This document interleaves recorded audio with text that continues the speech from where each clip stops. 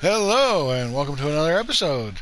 I'm Zelmont, and this is my little YouTube series where I talk about life stuff and play Ark a bit. And hey, how you like the lovely plug? I showed it in the last episode, but hey, I figured I'd show it off again in this one. We'll just start right off with it.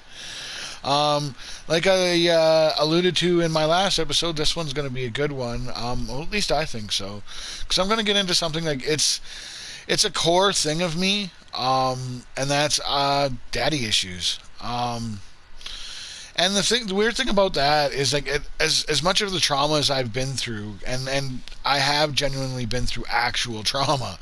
My father genuinely wasn't actually a big part of traumatic stuff, but I definitely have major daddy issues because of my father.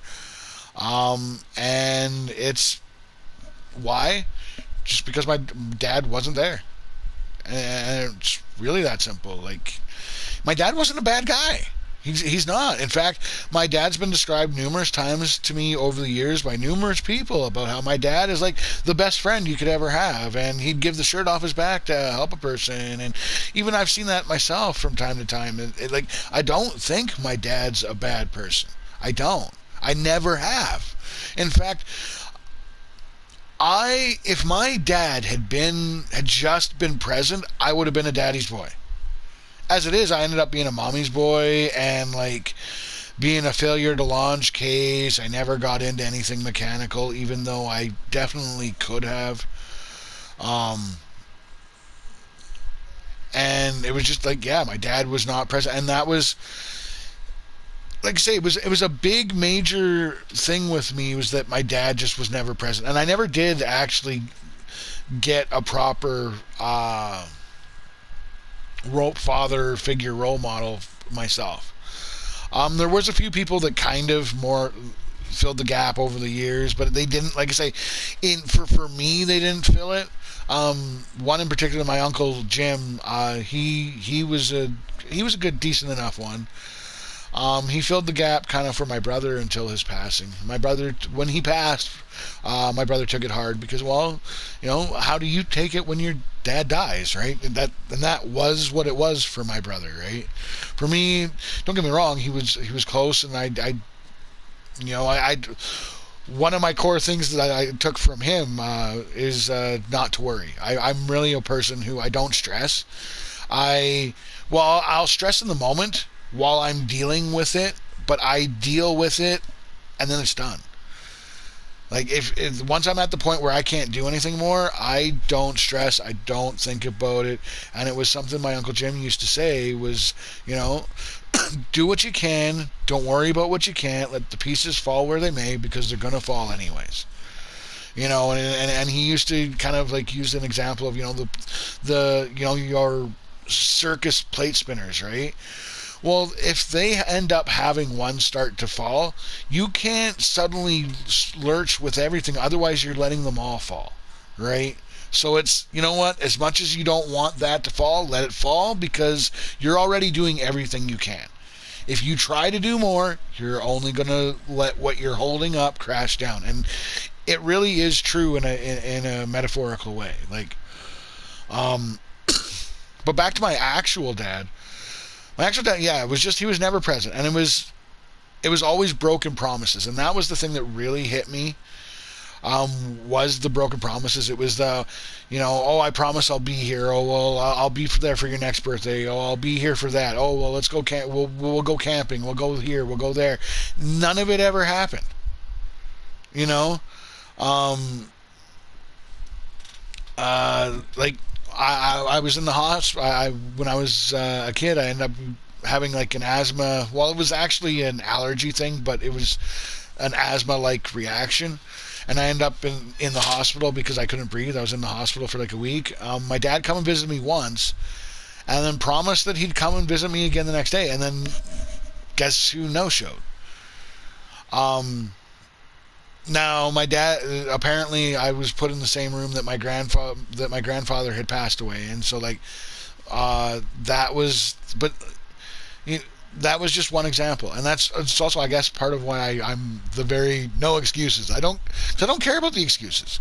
Look, I understand life happens, but then okay, well you shouldn't have said that you'd be there then. You know what I mean? Or you should have said something to somebody. I'm sure I could have been transferred. I'm sure I could have had rooms transferred. You know, like there's a solution if you'll do it. Just don't give me an excuse. But no, my whole life it was that way with my dad. Everything there was always, and it was different. Earlier on, when I was younger, it was more my dad lived that like more party lifestyle. He was a fun party guy, and so it wasn't fun to come and hang out with a 4-year-old when you could go to a party with your friends, right? Like, so he wasn't around, and then there was just always reasons. I haven't spoken to my dad now in probably about 10 years. Well, not quite. I think 7 years, something around like that. But I lived in an apartment for over 5 years, and the entire time I lived in that apartment, and this was when when my teenagers were younger, and I was trying to reconnect with my dad, right? Because like I say, I don't think my dad's a bad person. I don't.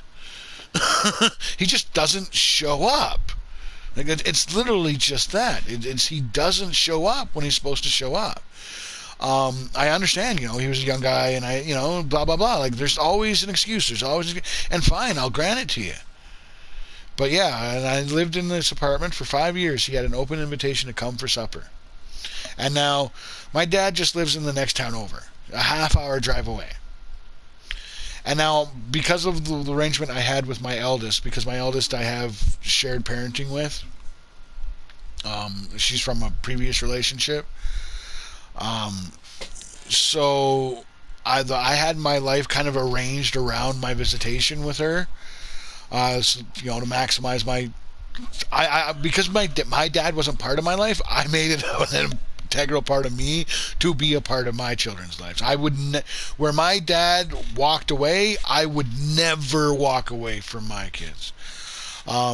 Made my first 3 years of my eldest life kind of really horrible for me, but I persevered, and I'm glad I did. And I wish my dad had what it took to do the same for me. I understand why he didn't. Like I said, I went through hell for 3 years. Literal hell. And there was times that it was so bad. I missed my little girl so much, but I never gave up. I never stopped, and so I got to be a part of her life.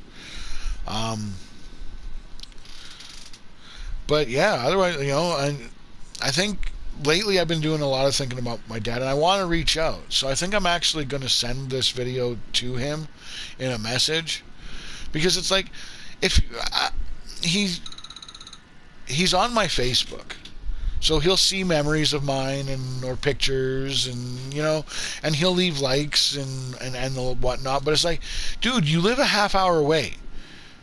You've never, other than a chance run into at Walmart, which was literally just a hi bye, you've literally never even met my youngest. You've never been to my house that I own. And why? Like, if you want to be a part of my life, you can be a part of my life. Come be a part of my life. The door has always been open. But I just can't. I'm unwilling to go out of my way for you. And if you can't even drive a half hour to come see me, if asking for you to come drive and come see me, come have supper with me and your grandkids for once in 5 years, if that is literally asking too much, then have yourself a good life and enjoy it. But otherwise, I can't help you. If you're not going to put the effort in to be a dad, then you're not a dad, and you don't get to come and act like you're my dad. Like you're not. You weren't there. You never been there. That was my 29th birthday. Me and Harriet had just gotten together, and my dad come out for that. And he goes, "Oh, I wouldn't miss it." I scoffed at Harry later on that night over it because him saying that it's like it's such a slap in the face to me when you've missed far more than you made. And then, oh, wouldn't you know it, the next year, my big 3-0, guess who couldn't make it the 45-minute drive to come out to where we were camping to have supper? Oh, yeah. Right? Like, it's... but you wouldn't miss it. You wouldn't... You only miss it. If you don't want to miss it, don't miss it. Like, if you need a reminder, I can remind you. I'm more than willing to offer reminders. But, and it's, so yeah, Dad, if you want to be a part of my life, you can be a part of my life. If you don't, then don't. But stop doing this, inserting yourself in, like, I don't like seeing your comments on my Facebook posts when you can't even come and see me.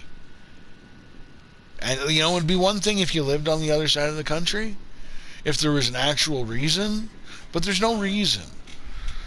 And they say you gotta, like, I don't know what's gotta happen for you to realize, because it seems like you want to have a relationship. Like, I'm getting such mixed signals when you are liking my posts and commenting, and yet you never here, you've never been here. I have no reason to expect you ever will. As well as, it was a court, because of it. It was a court. At this point, I've kind of have gotten over it. Other than I want to have I do want to have a relationship with my dad, but I can't force it. I can't force you to be here, and you know what? It's not worth it for me to even try. So, when I send this to you, understand that it is what it is. It is me reaching out. If you want to be a part of my life, I want you to be a part of mine. But you have to put the effort in. That's all you got to do to be a good dad. Just be present. Just put the effort in. Just try. My kid, like, I see the difference in my kids. That's even like my youngest. My youngest actually truly has the benefits of everything, and you can see you can see how important it is to have a father present, and you see it in the statistics. If you go and look up your statistics, like, I'm a miracle. Actually, me and my one full brother, we're both miracles from a statistic point of view. We were both failure. We both, like, lived the failure to launch. We both were the statistical reality, and then we've both come out of it. Right? It's great. But yeah, who else has daddy issues out there? Anyways, if you found yourself enjoying this one, please leave a like, subscribe for more content. Comment, let me know your thoughts, and, share. I know I'm going to be sharing. Specifically with my daddy. Hey, if you want to be a part of my life, be a part. If not, well, I can't help you.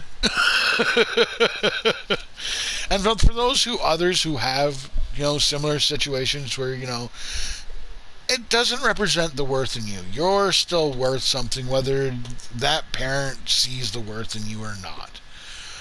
You can even have parents in your life, in your day-to-day life, and they still don't see your worth. So, don't let their presence or lack thereof define you. Well, you can use it to push you. Like I say, I did use it to push me to be I'm a good dad.